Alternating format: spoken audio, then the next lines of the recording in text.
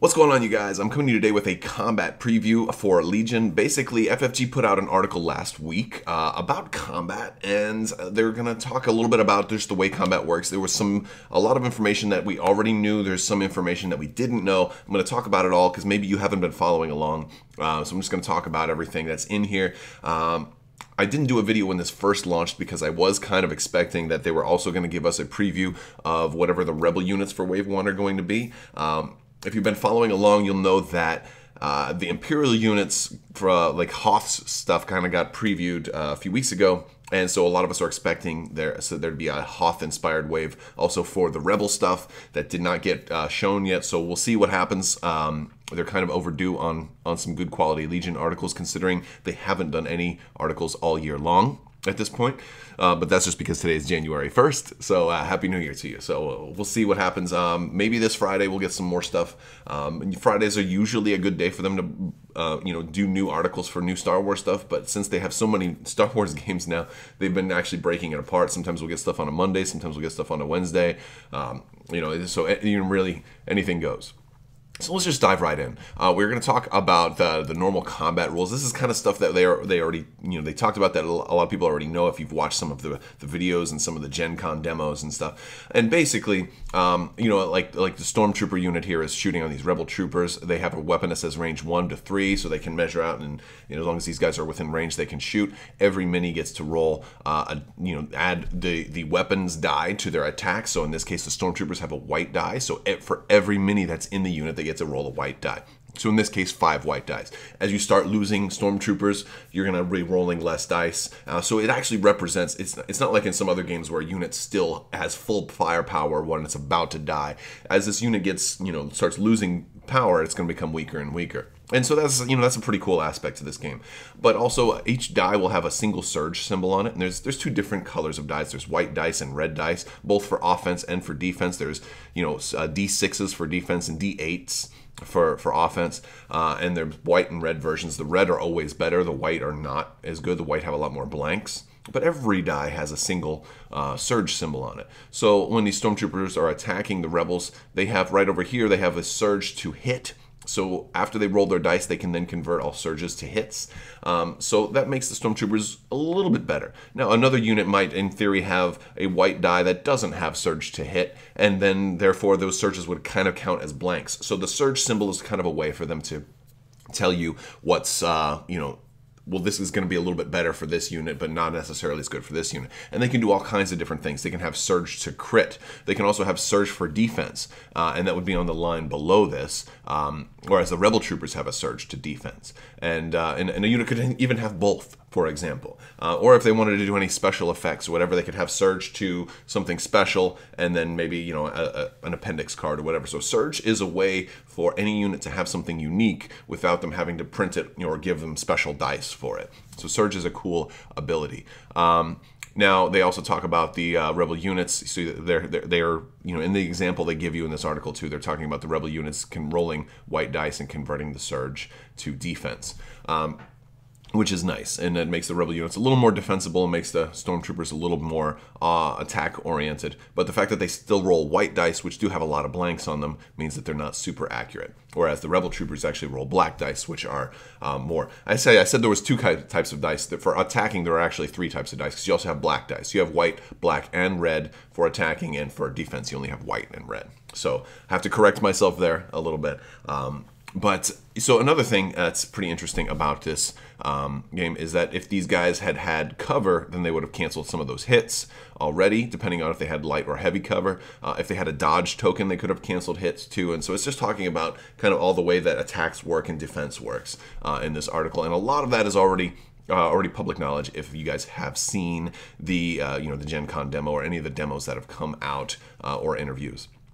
One of the things they also talk about is resilience. So a close-up of an AT-ST card here. This one isn't from the article, but if vehicles have a resilience value over here, we see this little orange gear and a number, and it talks about that basically after the damage that they take. So the vehicle here has 11 hit points, but after it takes 8, damage that it takes is going to cause the special damage tokens. So while the vehicle isn't dead, it's starting to get damaged.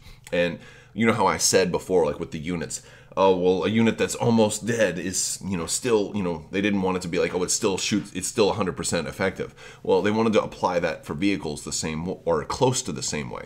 So, this ATST, this first 7 damage or whatever, it's still fine because it's got that armor, right? It's only taking superficial damage. But then once the damage starts to break through the armor, right? And I think that's what this mechanic is trying to represent.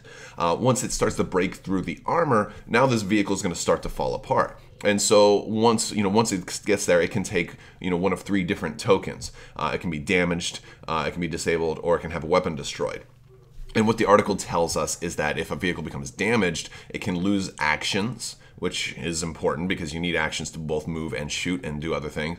If it's disabled, it can restrict the movement of the vehicle, which seems like that might not be so bad for certain vehicles. It depends on the vehicle. Like I think a snow speeder probably doesn't want to have its movement disabled, or a speeder bike. But I think an ATST, considering that it's like this artillery platform, might be okay as long as you had it in a good enough position by then. And then weapon destroyed, it can permanently lose a weapon. And that's going to be really, really bad for those weapons that you pay extra upgrade points. You pay points to add an additional weapon to your vehicle. It would really stink if that gets blown up because maybe you paid, a significant number of your points to put like this amazing extra gun mounted on your ATST and it gets blown up.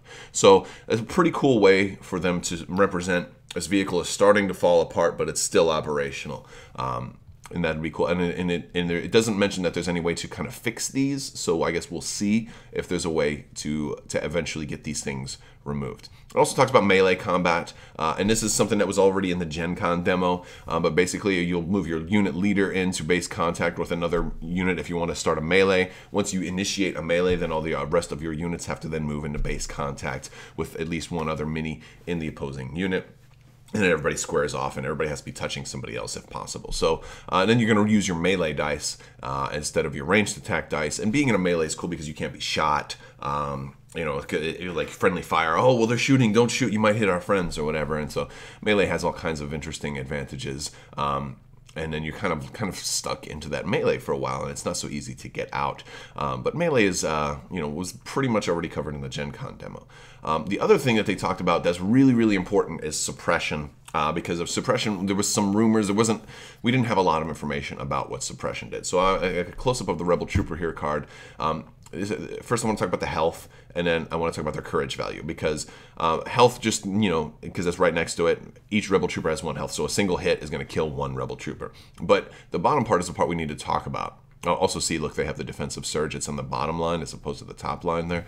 But that was from what we were talking about earlier. But the courage value is important because a courage value is going to apply to 2 different things when we're talking about suppression. So the first thing I want to talk about, so remember the Rebel Troopers have a courage value of 1, okay? And other units can have different courage values. Like Luke Skywalker has a higher courage value. He's got a courage value of 3. And Darth Vader has a courage value of 0, which is important. But so how do you get suppression, all right? And what does suppression mean? So think of suppression as your unit kind of diving into the dirt after being fired upon. It has both pros and cons for the unit. So, and it seems like it only applies to troopers that have courage values. Like vehicles, it seems like they won't get suppression, or because suppression, it doesn't apply to their mechanic because they don't have courage values. If eventually there's some type of vehicle that potentially has a courage value, like a living machine, which I don't know if there is anything like that, maybe C-3PO. He seems like he might have a courage value of like 0. I don't know. Anyway, but that's what it looks right now. So you gain suppression whenever there's an attack targeting you that produces at least a hit result.